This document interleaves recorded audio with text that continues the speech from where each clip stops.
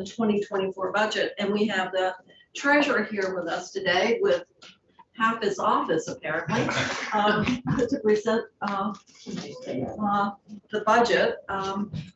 You are off your duty as MC, and I did better this time than when I was 10 years old. were you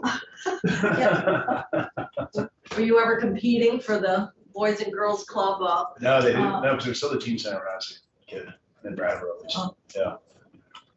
So we have your ups and downs, and so why don't we have you sort of go through your budget. I know that the governor's budget included some positions. You, the House looked very favorably upon you and gave you even more. We are hearing from one, you used to have it in your base and you gave it up, and now people say, well, why it should be in the base, and the governor says he doesn't mind if we put it in your base, and that has to do with the tax assistance. It's easy to say he doesn't care, but you know, what we have for base capacity is going to be the issue. And so if you could speak to what happened there, and really what are kind of the high points of your budget. Obviously, you're and busy with retirement issues. So I'm going to let you walk us through the, as you know from appearing before this committee, we don't want to go line by line. Yeah, it's what's the highlights and the summary, and of course, as you come into the office, you've got your own ideas.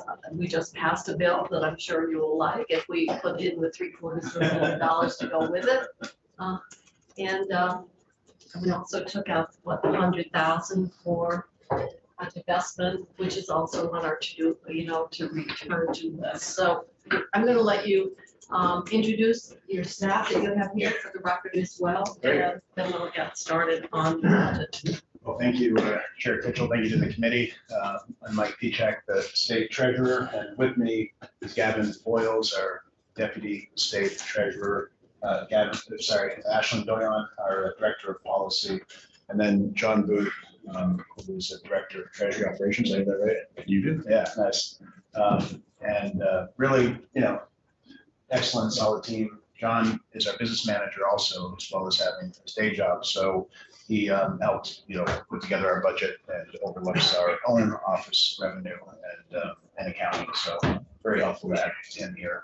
But really, yeah, happy. I know you've seen me before your committee and seen some of our team, but really feeling really solid about the team that we have in the treasurer's office. And I think that we were able to do a lot of work and a lot of good, and really appreciate Vermont Saves and the support that we got in this committee and among the full Senate just this afternoon. That's going to be a great program that will have a really big impact, and eventually it will be self-sufficient in terms of not needing any state resources. But we are asking for $750,000 as startup costs for positions that we think we'll need to hire. I only think we'll need 2 positions, a director and then an outreach coordinator. And those positions will eventually be funded by the fees that are collected on the money in the accounts. I think, if you look at what other states have done in terms of their uptake and the amount that individuals are saving, and then if you apply sort of a 6% investment return to the money that Vermonters will be saving through this program, we'll be well over $1 billion saved after a decade. So we'll have a significant impact for those individuals. We'll have plenty of revenue to run the program itself. So it has all indication to be quite successful. So that's one item that's not in our budget. I anticipate to be the take-up rate. I mean, and full maturity. How many Vermonters do you think would actually take advantage of that? So the number that we've seen in other states is 73% is the number that keeps getting thrown around, but 70 to 75%. People who. That's because it's opt in. Yeah, so they stay in. 70 to 75% will stay in, and then year over year, that number is very high, like above 95%. So once people are in, they're in year over year. So if you apply that to Vermont, let's say we have 100,000 or maybe just a little under 100,000 that are in this population that don't have retirement provided to them through the workforce. So we had the same uptake rate, 65,000, 67,000 people. That's sort of who would be in the program. So on average in the other states, they've been saving about $2,000 a year. That certainly grows over time, but Oh, yes. also. Yes, you probably watch Mary Poppins. The importance of compounding. And in 2027, the federal savers credit that will be eligible for individuals, fully redeemable up to $2,000, depending on how much they're putting aside in the qualified retirement accounts. Both of those things will really, drive significant savings. But these are IRAs then? Roth IRAs. Roth? Yeah. Oh, they're Roth. Oh, that's even sweeter. That's what I was wondering. Yes. Can I ask a question Again, about the bill? you may. It says about the bill. and I The one we just passed? Yeah, the one we just passed. I have two opportunities to ask questions. If they're Roth IRAs and the employee already has a Roth IRA, you can't have two Roth IRAs. I think it just would come down to like, you can't put more than 6,000 or 7,500 or whatever the cap is. Yeah. You can't have multiple. I think it went up to 7,000 maybe just recently. Okay, so you can't have multiple ones, you're just. Annual contributions limited to that, yeah. But you could have multiple ones, as Okay. long as you don't exceed the Yeah. annual. Yeah. I As long might. as you don't exceed it. Yeah. Well, there's Ross and then traditional. Oh, I got I haven't seen I it in a got long time, but there was I got them all. this retirement bill that Congress passed. And I think the limits on everything, a 401k and the Roth IRA went up a little bit, or scheduled to go up Of course, Roth is after after tax.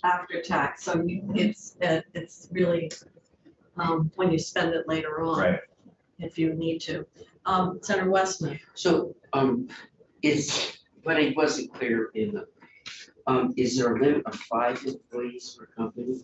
So So if you're a carpenter with a couple of people working with you, Wait. can they participate? they can participate. The way we framed it up was that we wanted, the way to get the participation is to require certain businesses to participate and then allow their employees to be opt-in or opt-out. They're in if they don't do anything, but when you go down to 4, 3, 2, 1 employees, those are pretty small. Yep. Companies. No other state has implemented it down to 1 yet. The state of Oregon is going to do that, I believe, in the next year. So we're going to see how that goes, but that doesn't mean they can't participate. It just means they're not required to participate. And is the plan ever to go on, under Roth IRA or? Roth is designed for Roth IRA because it wants to avoid ERISA. And when ERISA is applicable, there's more fiduciary obligations for the employer. There's more administrative costs, more, and financial, just more expensive. And so all the other states are using them. Yeah, exactly right. Well, yeah. The ones that have seen the same, the ones that have seen the kind of success that we want to see are all using the Roth. So that I mentioned is. Does that answer your question, Andy? Yes. Oh, yeah. Or did you have another one? No. So that's the request there. That's not reflected in the ups and downs. Can I ask one more? Yeah. Who's doing the record keeping? So there would be 2 vendors that would be involved. One would be working with the individual employers to set up the payroll deduction, to set up the Roth IRA. There'd be an investment provider that would be providing the different funds available. Yep. So it'd be that vendor that was largely responsible for that kind of record keeping. But you've got a contract for that. We would have to, we'd have to do an RFP, but the thing that's great is, I'm only asking because I do the RFP Yeah. for the college savings program, so Yeah, yeah. I'm just wondering. oh, we will call on you, hopefully. I just wondered who I could partner up with. Yeah, and see if I exactly. could get a better rate. So Yeah. one of the things that's great about these 12 other states doing this is that, in my opinion, they're about, the ones that are furthest ahead are, maybe they're 6 or 7 years ahead of us, and maybe operationally they're like 3 or 4 years ahead of us. So they've already had contracts. They've already gone through the bumps of a rollout, and they've improved upon it. So we will get the benefit of that, of having vendors that are more experienced in this specific program, and then learning from them in terms of their rollout. So we'll look to those vendors. We have to do an RFP and we have to see what's out there, but that would be appealing. And then ultimately, what would be most appealing is to find another state that is similar to Vermont that we could partner with all the way around. So So you bring can the cost share down. on the investment. Yeah, that would make the fees the lowest.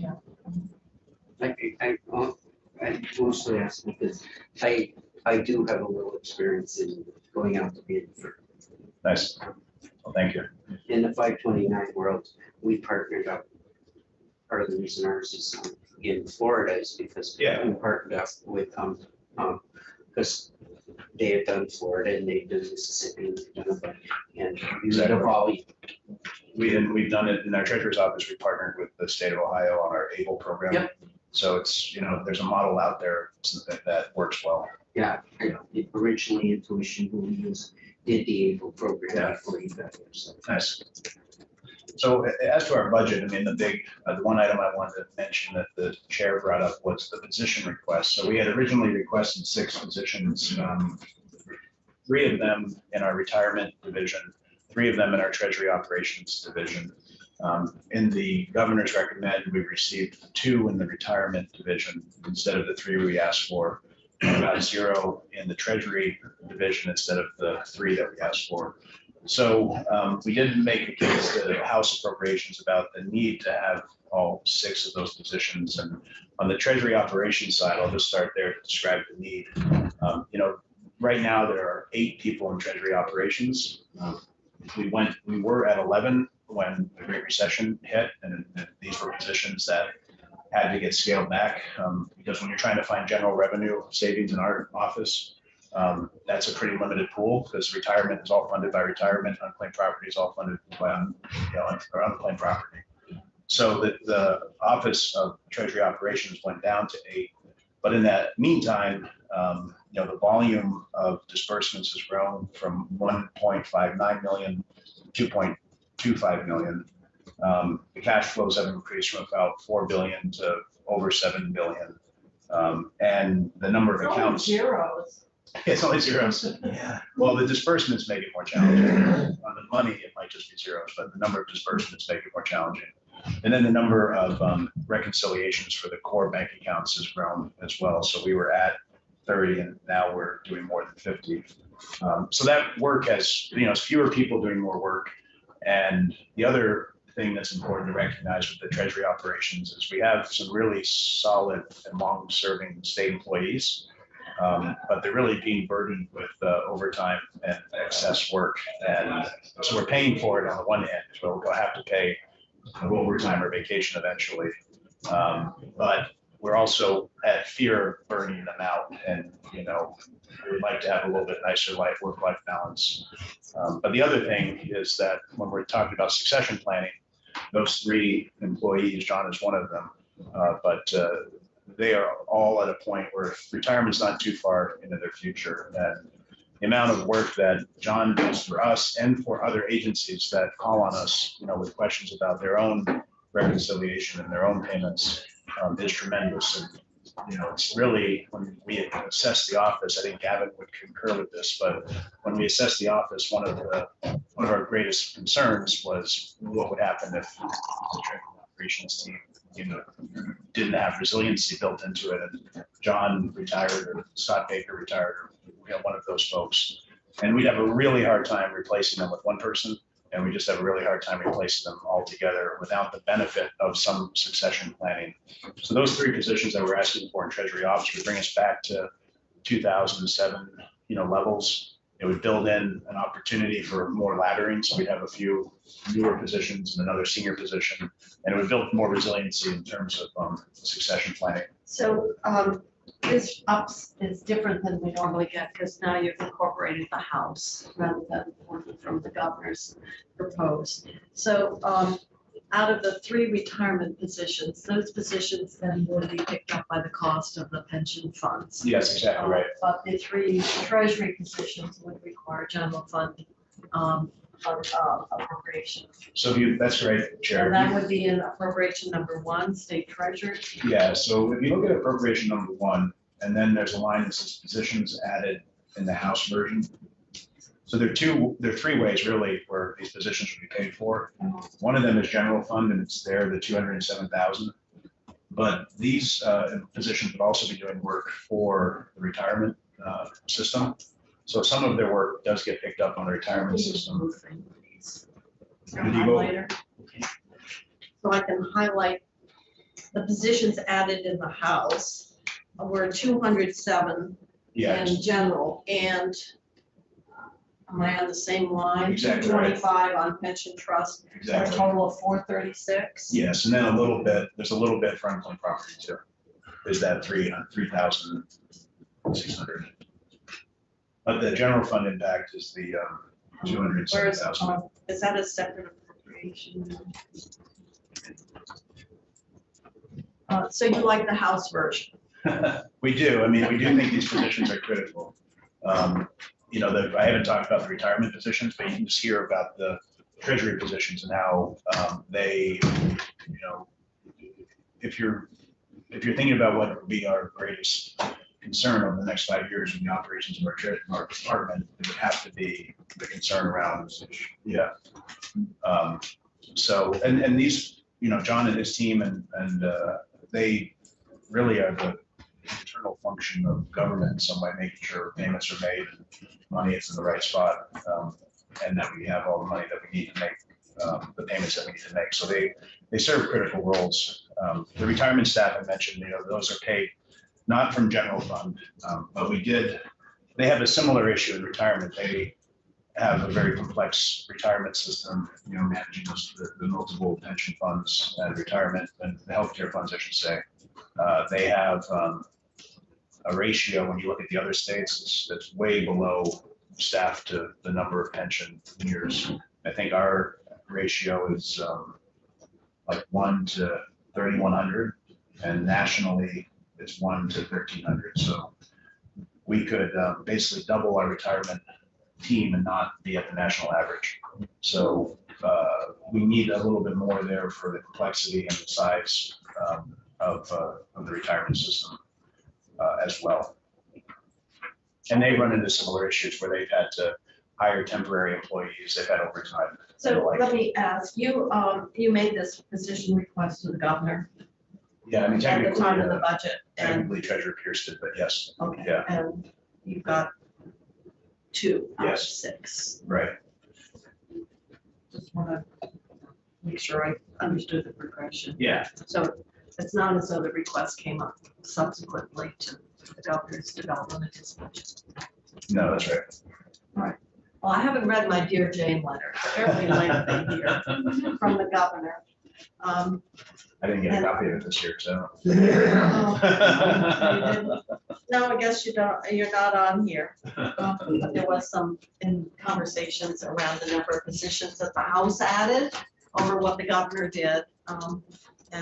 So we'll be, just to make the point, for our 6, 3 of them are completely covered by special funds. the which retirement 2 did funds. he approve? 2 on the retirement system, so 2 that had no general fund in there.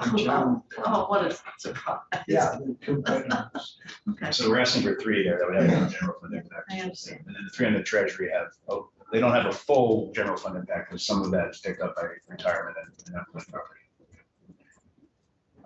In terms of the ups and downs, otherwise, one item I'll call out, but otherwise it's sort of the traditional things that you would expect to see with internal service funds going up and, IT and administrative costs. So can going you up. explain, so that the 400,000 Yes. out, which is here as a down. Yep.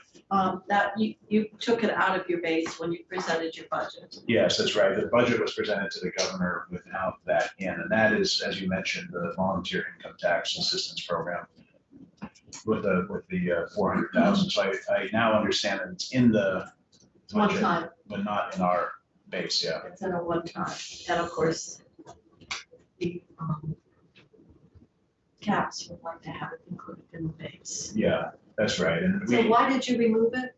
so it was, I think there was just a miscommunication, I believe, between the office and Capstone as to whether they needed another home for this money, or whether they're seeing it independently, or whether they needed it at all. So just wasn't something that was re-asked of us, so I don't believe we put it in our budget. Yeah, for the record, Ashley Doran, Treasurer's Office. The other thing I would say is amidst the leadership transition where we had previous administration developing budget and new administration coming on, it wasn't totally clear to all parties that this was needed to be in the base. That said, we just visited Capstone this morning, and we support it being interface as well, if it's able to live there again. Yeah, I mean, the volunteer, I mean, for a couple of reasons, I mean, the volunteer income tax assistance program, I mean, my dad's a CPA in Brattleboro, and he always talks about, they basically take anybody that comes in their door, and there's a lot of clients that they lose money on. But that's the way that they've decided to run, And because they have there's, a lot of, actually ARP or AAA's have a lot of volunteer. yeah, no, they're, People. It's not just through community action, but. no, through others. But I guess my point is just in Brattleboro, there's fewer and fewer private CPAs that are willing to do, Pro bono. or even just the returns that are small, you know. And they mentioned it at their association, the last 10 years, they've seen a dramatic increase in the number of individuals needing this sort of tax assistance. And during the pandemic, it was critical because there were so many benefit-based items that you need to file tax return for, even if you had no income tax. And even with Vermont Saves, we see it being a valuable partnership going forward, because that $2,000 federal tax credit, savers credit, you would have to file a tax return to get that and make sure you're noting that you yourself have made retirement savings in a qualified account. So, you know, I said, To get the 2,000, is it $1 for dollar? Do you have to save 2,000? it's still, it's unclear, I believe, in terms of what the final requirement will be. It will phase out income wise. If you're around 70,000 or so, you'll be eligible for another, but the max is 2,000. Okay, so, you concur with the House, that you, but you would like to have the 400 in the base. We'll have to take a look at, base is the big challenge. Although even the one times were, I don't know. We have a lot of one-time requests. 400,000, 400 million at least. And that's not including like if you push along. So Don't remind me. Don't remind me. So needless to say, there's a long wish list of what gets funded. And obviously, it's like anything, program gets started. You know, hopefully we never fund something that doesn't have merit, doesn't have worth. The question is the ongoing obligation you're having when you start something like this up. So how long has this been operated by the Treasurer's Office? This 400,000 was just the 1 year that the money flowed through us to the It actual. was just brand new last year. Yeah, the Capstone has been doing the volunteer income tax assistance program for decades. Yeah. But this appropriation hires full-time employees to help recruit and train volunteers and to keep the program going longer than just the springtime tax season. So they often have individuals who So come in this and is say, the second year that I'm. yep, this is the second That's year. all it's for. Yeah, well, I understand that. Years ago, 100 years ago, when I was out in St. Johnsbury District, I routinely helped people with that because they got a sales tax rebate. Oh, and- right. Yeah, and so, used to do that just as part of, Yeah, it's important for the a border part of towns. the work, huh? Yeah, the border towns that might be spending, might be spending a lot of money, or might be going to New Hampshire, but they need the help with with things like sales tax rebate. Oh, do we do a sales tax rebate anymore? I know that we're supposed to declare those out-of-state purchases Yeah, on your income tax. I think I was thinking more of that. I think you People buying probably, New yeah, Hampshire. but I you're didn't want supposed to be paying. Yeah, exactly. Uh-huh. Yeah, but- You're helping them to pay more. But there's you can take a standard, yeah.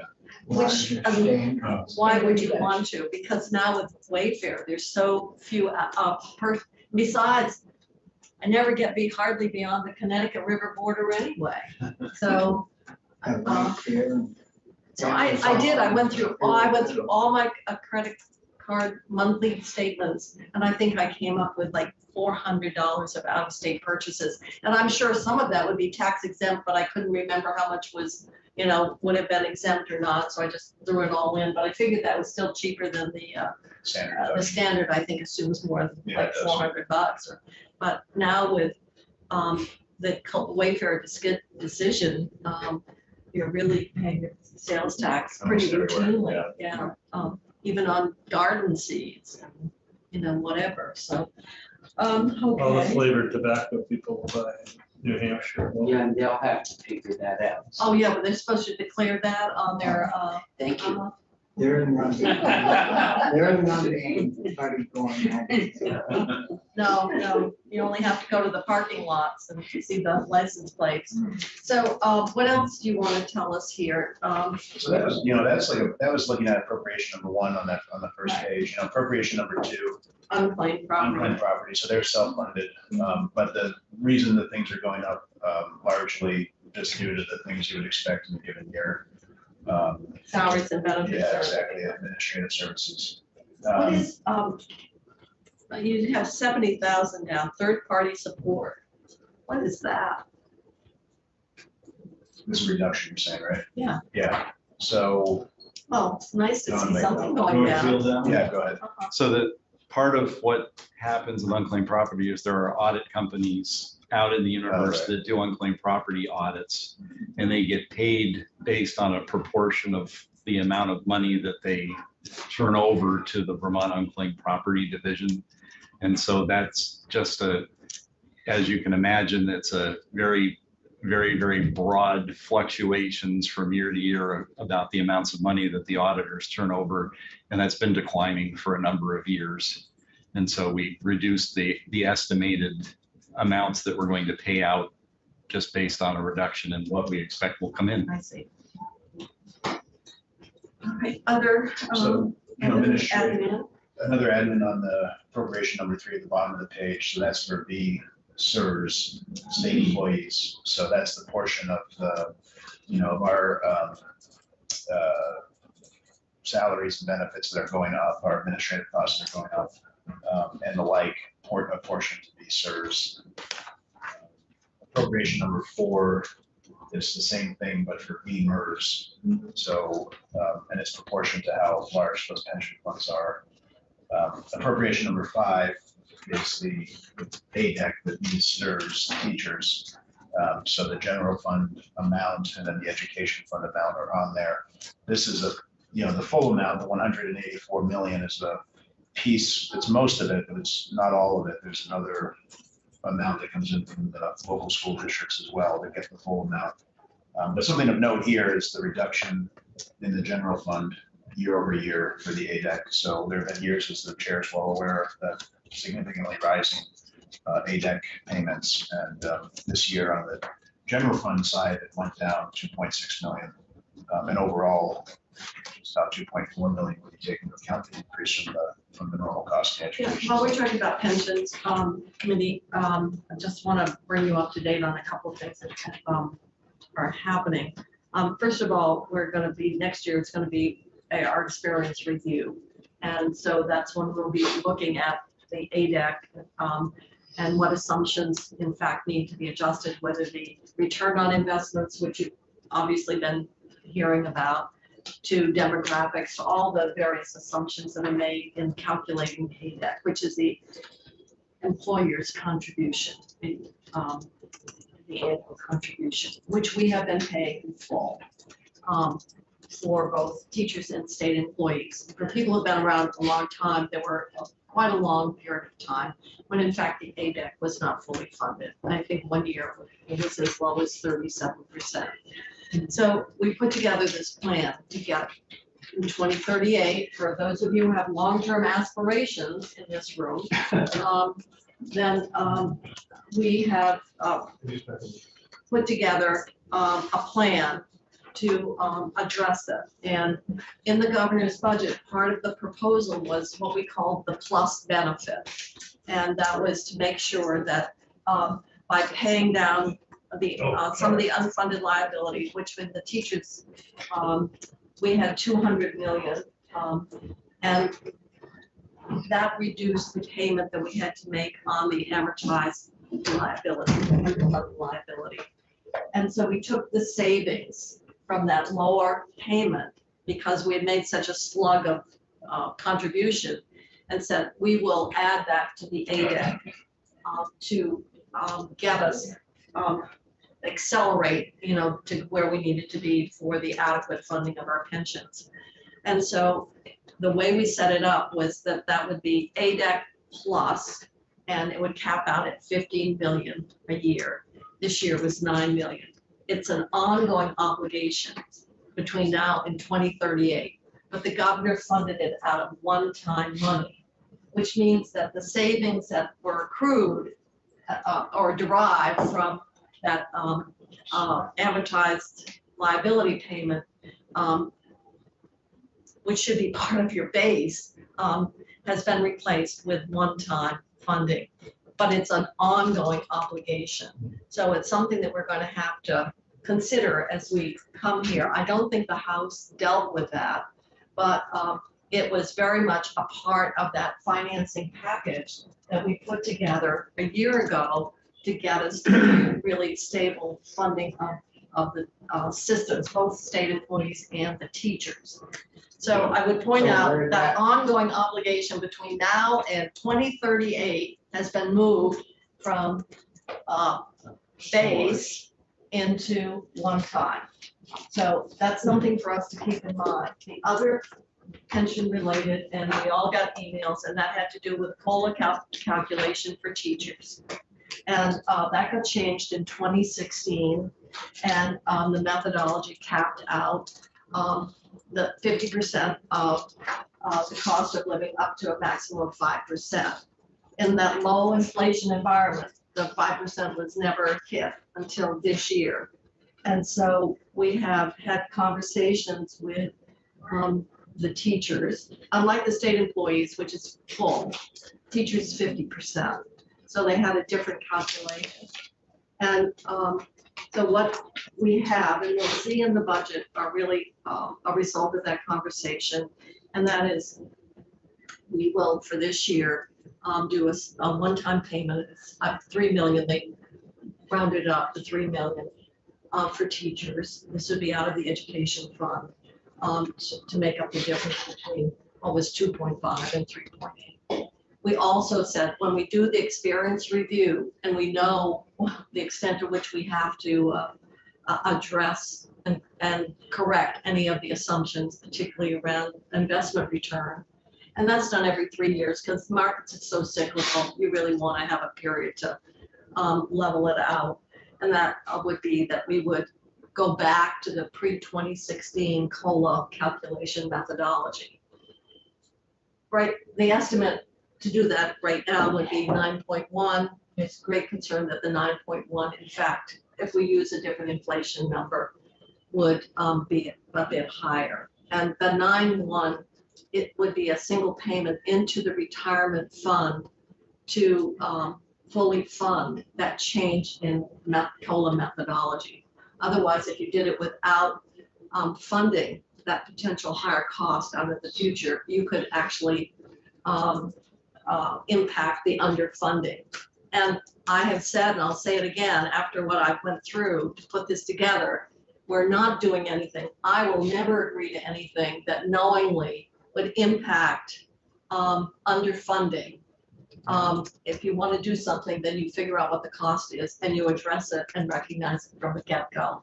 So when we do the experience review, and the big question for us, and that is the House appropriated the 3 million. There's been great desire recognizing that commitment to move to the pre-2016 methodology to set aside the money. At a minimum 9.1, it might have to be a bit more depending on whatever. So people would like to have assurances that we have in fact made that obligation. And so that's something we're going to have to address on the Senate side. Do we want, like we did before when we reserved some money in the education fund? And that was OPEB, I guess we did that for. There were so many moving pieces. So I'm just telling you, those are two pension-related issues that I want you to be aware of that are going to impact this year's budget. And the House kept it in one time. The House appropriated the 3 million to do the difference between the 2.5 and the 3. They did not set aside any of the money that would fully fund the methodology change. I know the pensions, the other part of it. The ADEC? Yeah. Oh, the ADEC's fully funded. But the issue that you said the governor moved Oh, from the base to the one time, did the House That- keep it as one time? I think they did. Yeah. What happened to the money? He used it in building the budget. I That's, mean, it's really bad using one-time money. oh, we saw that, we've seen that in transportation where one-time general fund is being used as the match for just the regular federal highway aid batch. So, my only point is that the whole discussion about what's base and what's one-time, and in this dynamic revenue environment, having a good fix on what is that base ongoing is always going to be a challenge, because you don't want to overload base expenditures and create a real funding compression in future years. But the revenues are kind of distorted because of all those federal dollars and obviously the tax revenues that are coming in. Right. So I'm just using this as an opportunity. If I didn't explain it clearly, or do you have anything more you want to add, I Mike? think you explained it very well. I mean, I'll just mention that language, did change a bit, like right at the end of the budget deadline. I know we have a meeting with Colin at the NDA to talk about some questions that they have, and we might have some of our own. We have sent this language to the actuary to say, would this language raise the unfunded liability? We don't want to, we had that dance before. Yeah, and they said no, they said they did not believe so. But changes to the language would have to get That is- back through the actuary, yeah. So we may have more to say, just I'd like the opportunity to talk to NEA and make sure their concerns are addressed with this language.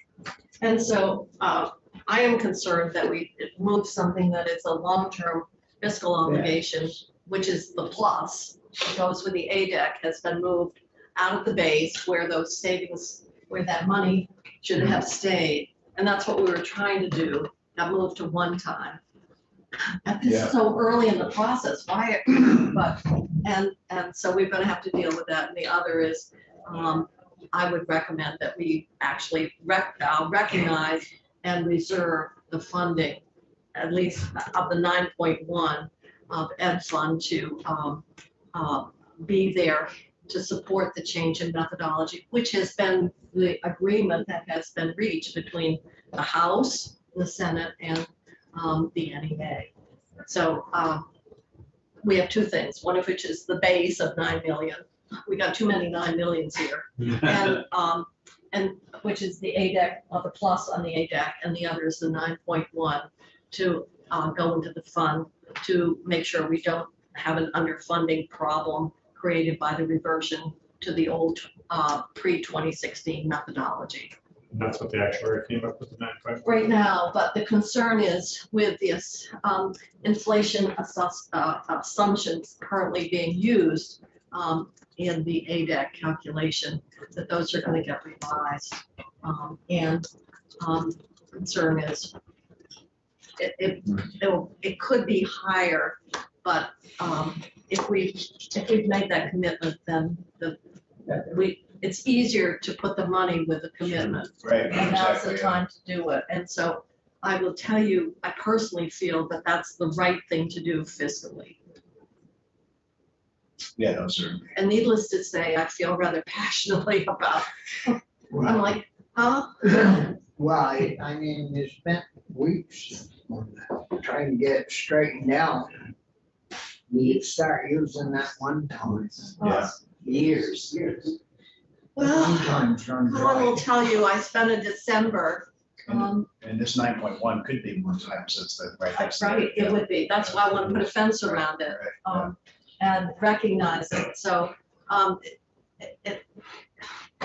we have a tendency to think just a little short term, or we're going to say, well, here's a pilot for 2 years, let's fund it for 1. You either say we're going to do it or let's not bother.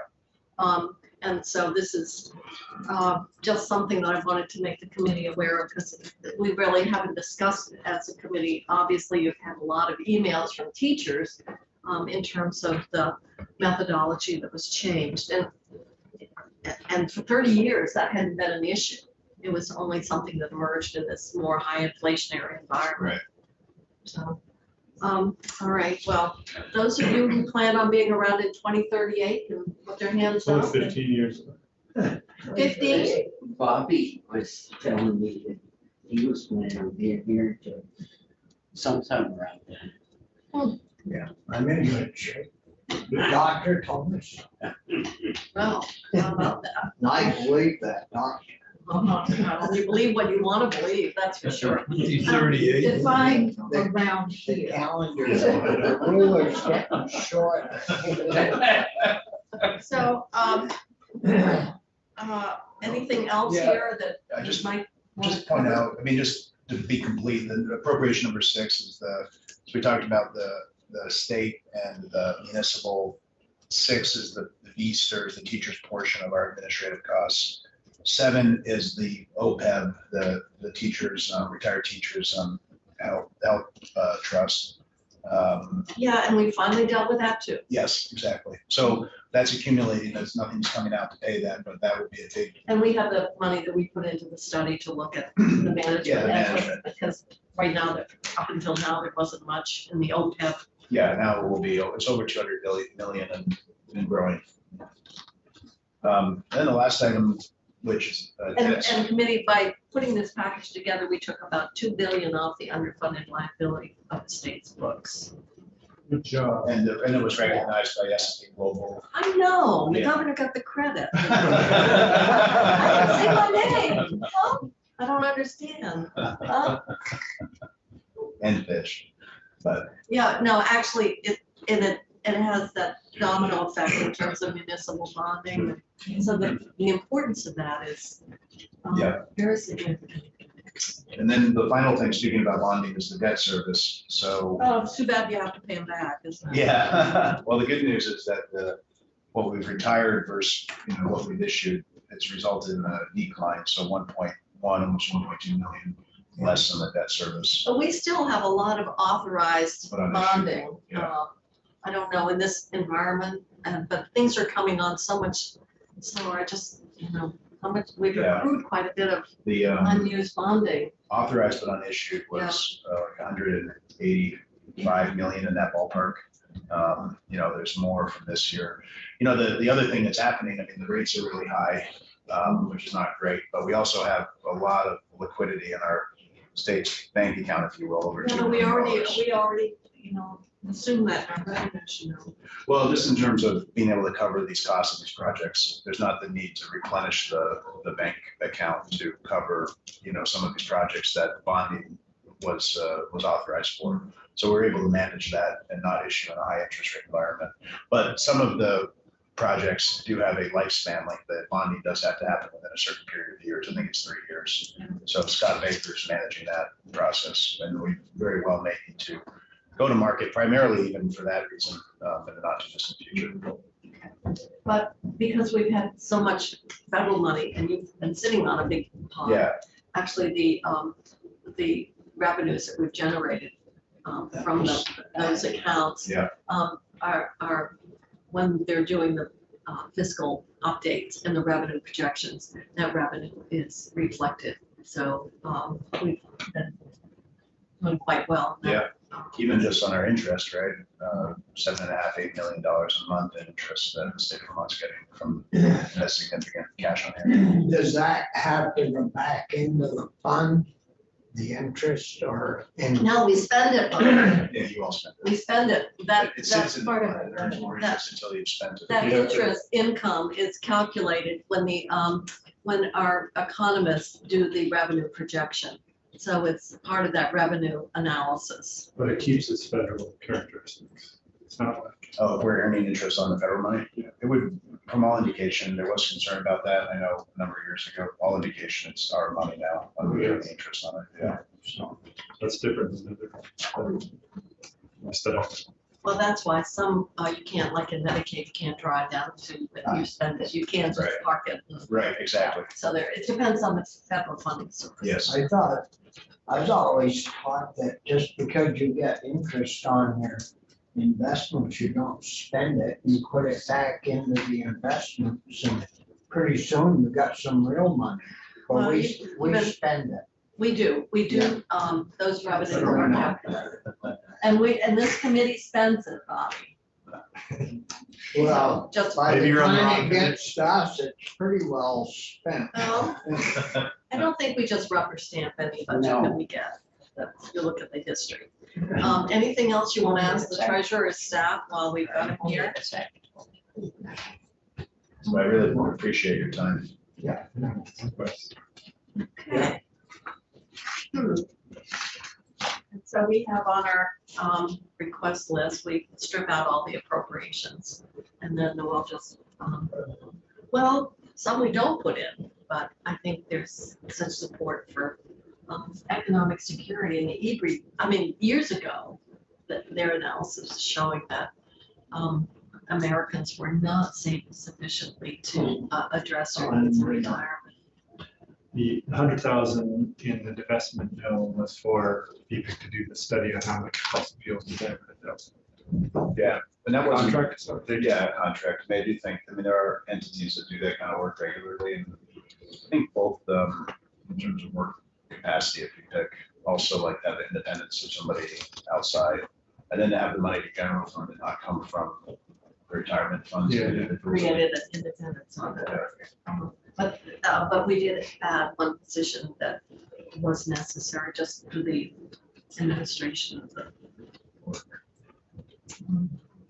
Other questions or comments? If not, We're watching. oh, Andy, you have the treasurer, don't you? So, Yeah, yeah. I've already met with him. Oh, you're no money, huh? Yeah, Uh-huh. You've already met with him, we did okay. weeks ago. Well, aren't you? It was the head of the house. Did he talk about these positions with you? They did. Oh. Well, thank you all for coming over. And, Thank you. We'll be in touch. And obviously, we have some issues related to pensions that we're gonna have to get.